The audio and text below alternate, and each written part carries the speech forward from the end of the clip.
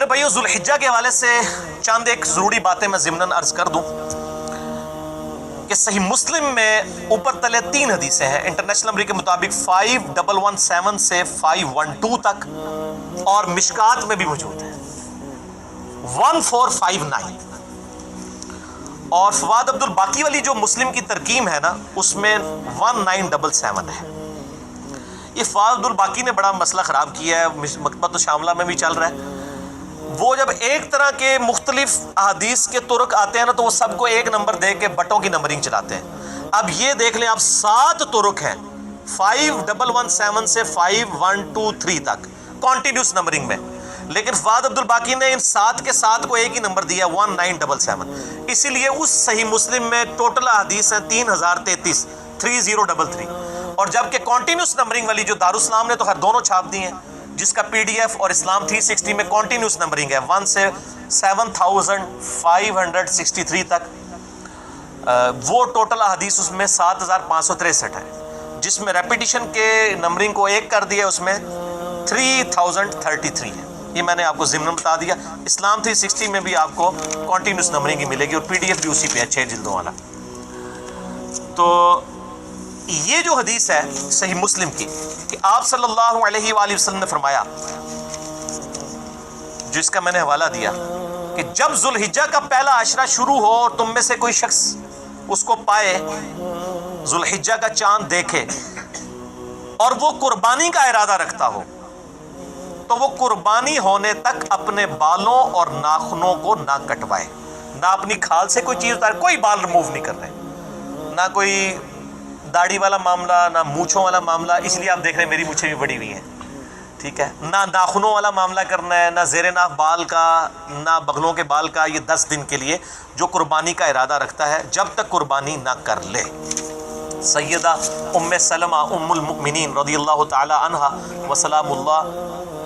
علیہا نے یہ روایت کی ہے۔ اسی کانٹیکسٹ میں ایک اور حدیث ہے جو تحفتاً آپ لے جائیں، سنن نبی داؤد میں 2789، سنن نسائی میں 4370، اور مشکات میں بھی ہے 1479۔ بھائی یہ مشکات کو پکڑ لیں، مسئلہ میرا ہے 111B مشکات کے مکمل تعارف پہ۔ میں نے بخاری مسلم کے تعارف پہ لیکچر نہیں دیا کیونکہ وہ سب کچھ اس میں کور ہے مشکات میں۔ اس میں نمبر ہے 1479، اور یہ حدیث امام حاکم نے بھی صحیح کہا، امام ذہبی نے بھی موافقت کی، امام ابن حبان نے بھی صحیح کہا، شیخ زبیر علی صاحب نے بھی صحیح کہا اس حدیث کو کہ آپ صلی اللہ علیہ وآلہ وسلم نے فرمایا، مجھے حکم دیا گیا ہے کہ قربانی کے اس دن کو امت کے لیے عید قرار دے دو۔ ایک صحابی نے عرض کیا، یا رسول اللہ صلی اللہ علیہ وآلہ وسلم، میرے پاس ایک دودھ دینے والی بکری ہے اور وہ بھی مجھے کسی نے گفٹ کی ہے، میں غریب ہوں خود، بس اس کا میں دودھ یہ نہیں استعمال کرتا ہوں، تو کیا میں اسے اللہ کی راہ میں قربان کر دوں؟ اللہ اکبر، آپ جذبہ دیکھیں، ساڈے ورگا ہوتا نا تو پہلے ہی کنکلوڈ کر لینا میں تو غریب ہوں، ضرورت ہی کوئی نہیں۔ ہائے ہائے ہائے، یہی میرے بھائی پھر سیابی تو سیابی ہے نا۔ تو آپ صلی اللہ علیہ وآلہ وسلم نے فرمایا کہ تم اسے ذبح مت کرو، اسے ذبح مت کرو، تم عید کے دن اپنے بال، ناخن اور مونچھیں کاٹ لینا اور زیر ناف بال مونڈ لینا، اللہ کے ہاں تمہاری مکمل قربانی لکھی جائے گی۔ سبحان اللہ، یہ ہے اللہ تعالیٰ کی رحمت۔ اس میں امپلائیڈ ہے پھر کہ جس نے قربانی نہیں بھی کرنی نا، وہ بھی ان 10 دنوں کے اندر یہ بال صاف نہ کرے، ناخن نہ کٹوائے۔ اگر کٹوا بھی لیتا ہے تب بھی، اس میں چونکہ الفاظ اس طرح کی قید کوئی نہیں، میں اجتہاد کر رہا ہوں، تب بھی عید والے دن وہ یہ بال غیر ضروری صاف کرے اور ناخن کاٹ لے، اللہ تعالیٰ اس کو ایک قربانی کا ثواب انشاءاللہ تعالیٰ عطا کر دے گا۔ لیکن یہ یاد رکھیں یہ ساری چیزیں سنت ہیں، قربانی والے بندے کے لیے بھی یہ سنت ہے۔ اگر اس نے غلطی سے بال کاٹ لیے یا جان بوجھ کے بھی کاٹ لیے تو وہ حرام کا مرتکب نہیں ہوگا، نہ دم واجب ہوگا۔ مجھے تو لوگ ای میلز پہ یہ بھی پوچھ رہے ہوتے ہیں کہ دم تو نہیں واجب ہو جائے گا، ایک قربانی دینے میں ایک اور قربانی دیڑھی پہ آ جائے۔ وہ دم والا معاملہ جو ہے وہ احرام کی حالت میں حاجیوں کے لیے ہوتا ہے، یہ ان کی حاجیوں کی صرف نقل اتاری گئی ہے، ان کے ساتھ مشابہت پیدا کی گئی ہے، اس وجہ سے ایک ثواب والا کام ہے۔ اگر کوئی مطلب نہیں کرتا گناہگار نہیں ہوگا۔ ایک اور تحفہ لے لیں، صحیح بخاری میں حدیث ہے انٹرنیشنل نمبر کے مطابق 969، ابن عباس رضی اللہ تعالیٰ عنہما کہتے ہیں کہ نبی صلی اللہ علیہ وآلہ وسلم نے فرمایا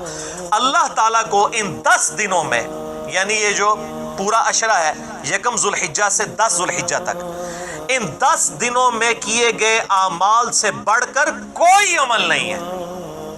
ایک صحابی نے عرض کیا یا رسول اللہ صلی اللہ علیہ وآلہ وسلم کیا اس میں نیکیاں کرنا جہاد سے بھی افضل ہے؟ تو آپ صلی اللہ علیہ وآلہ وسلم نے فرمایا ہاں، اللہ کی راہ میں جہاد کرنے سے بھی افضل ہے، سوائے اس شخص کے کہ جو جان اور مال لے کر اللہ کے حضور جہاد کے لیے گیا اور وہ زندہ سلامت واپس نہ آیا، نہ اس کی جان واپس آئی نہ مال، سب کچھ ہی لٹ گیا، صرف وہ شخص فضیلت میں آگے سے بڑھے گا۔ صرف جہاد کرنے والا بھی ان 10 دنوں میں نیکیاں کرنے والے سے بڑھ نہیں سکتا۔ صحیح بخاری 969۔ اور اسی حدیث کا ایک طریق جو ہے مسند احمد میں ہے انٹرنیشنل نمبر کے مطابق 6154، مصنف ابن ابی شیبہ میں 13919، انٹرنیشنل نمبر کے مطابق ابن عمر سے، اس میں بھی یہ الفاظ ہیں، اس میں آگے الفاظ ہیں کہ ان دنوں میں اللہ تعالیٰ کی کثرت کے ساتھ تکبیر، تحلیل اور تحمید بیان کرو۔ تکبیر کہتے ہیں اللہ اکبر کہنے کو، تحلیل کسے کہتے ہیں لا الہ الا اللہ کو، اور تحمید حمد بیان کرنے کو الحمدللہ کو۔ اور یہ دیکھیں ہماری جو تکبیرات جس پہ سنی شیعہ سب کا، پوری امت کا اجماع ہے، جو عملی تواتر سے ٹرانسفر ہوئی ہیں، ان میں یہ تینوں چیزیں آتی ہیں، اللہ اکبر، اللہ اکبر کیا ہو گیا تکبیر، لا الہ الا اللہ تحلیل، واللہ اکبر، اللہ اکبر وللہ الحمد، تینوں چیزیں آ گئی نا۔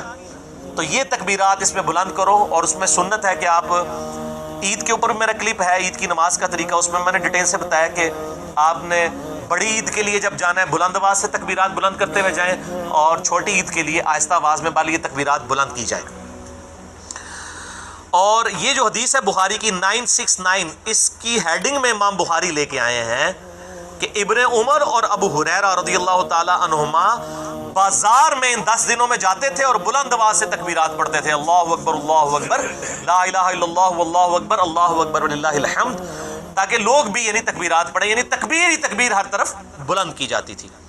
اور اسی ہیڈنگ میں امام بخاری 969 کے اوپر ہیڈنگ میں لے کے، اچھا اب یہ ہیڈنگ والا جو رولا ہے نا، یہ جو اسلام 360 اینڈرائڈ ایپ ہے نا، اس میں ہیڈنگ سکپ ہو گئی ہیں،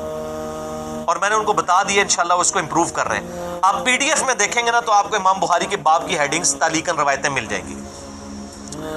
جن کی صحیح اسناد مصنف عبد الرزاق اور مصنف ابن ابی شیبہ میں بھی آپ کو، اور سنن الکبریٰ البیہقی میں، یہ 3 مین کتابیں ہیں صحابہ کے آثار کی، جن میں آپ کو مل جائیں گی انشاءاللہ۔ تو امام بخاری لے کے آئے کہ امام محمد بن علی بن حسین، یہ نام ہے امام باقر کا جو امام جعفر کے والد تھے، امام محمد بن علی بن حسین بن علی، امام باقر کے بارے میں المتوفا 114 ہجری کہ وہ نوافل کے بعد بھی تکبیرات کو بلند کیا کرتے تھے ان 10 دنوں میں، ان نماز پڑھنے کے بعد بھی، وہ سنتوں کے بعد بھی، ایک تو فرض کے بعد بھی کرنی ہے، وہ روایت بھی آ گئی ہے المصنف ابن ابی شیبہ میں انٹرنیشنل نمبر کے مطابق 5631 ہے کہ مولا علی علیہ السلام رضی اللہ تعالیٰ عنہ، ان کے بارے میں آتا ہے کہ آپ رضی اللہ تعالیٰ عنہ 9 ذوالحجہ کی فجر سے لے کر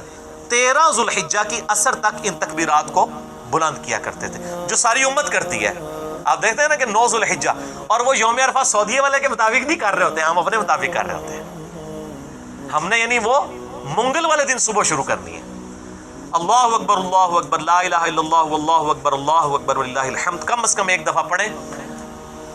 فرض کے بعد۔ اور امام باقر کے بارے میں آ رہا ہے، امام بخاری لے کے آئے کہ وہ نوافل اور سنتوں کے بعد بھی پڑھا کرتے تھے۔ اچھا المصنف ابن ابی شیبہ میں آپ اگر تکبیرات والا چیپٹر نکالیں نا، جس سے میں نے یہ روایت مولا علی کی بیان کی،